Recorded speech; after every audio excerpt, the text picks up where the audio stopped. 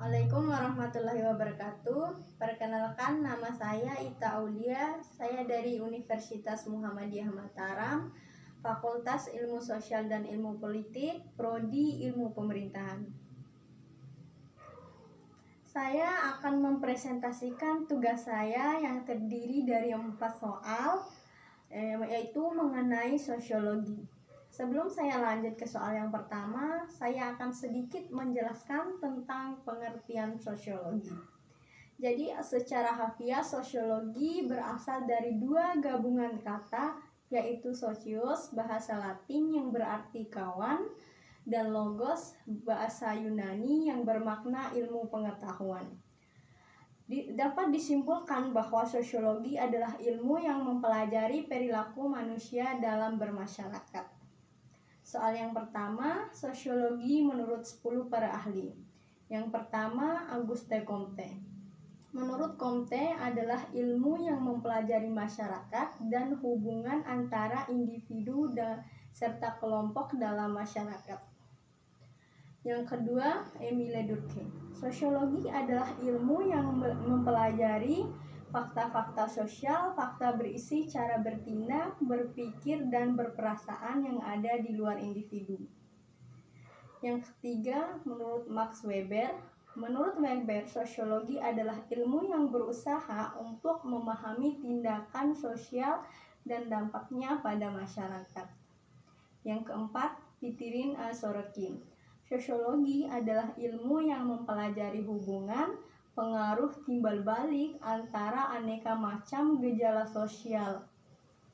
Yang kelima, Rocek dan Warren. Sosiologi adalah ilmu yang mempelajari hubungan antara manusia dengan kelompok.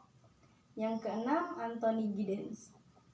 Anthony Giddens menganggap sosiologi sebagai studi tentang struktur sosial dan bagaimana tindakan individu serta struktur saling mempengaruhi. Yang ketujuh, Peter L. Berger.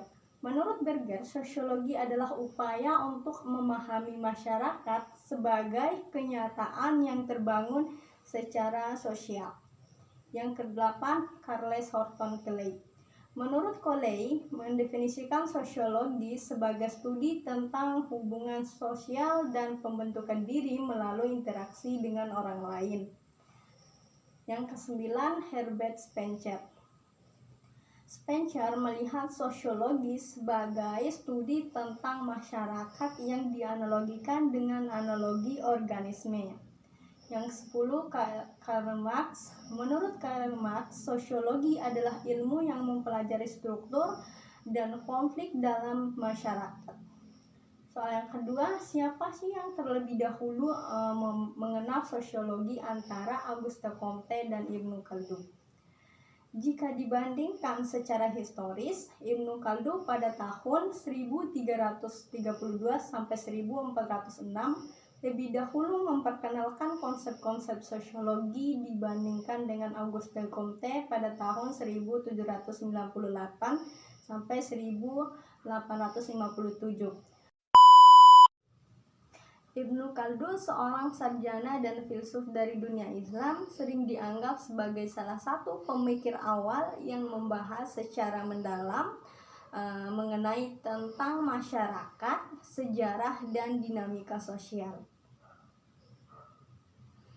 Dalam karyanya yang terkenal, Muqaddimah, pada tahun 1377, Ibnu Khaldun menganalisis proses-proses ekonomi dan politik dalam masyarakat serta memperkenalkan teorinya tentang asabiyah, yaitu solidaritas kelompok, yang mempengaruhi keberhasilan dan keruntuhan peradaban.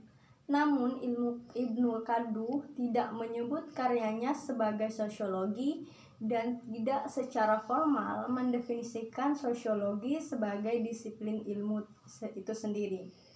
Sebaliknya, Auguste Comte adalah orang yang pertama kali menggunakan istilah sosiologi dengan menjadikannya sebuah disiplin ilmu yang sistematis dan ilmiah.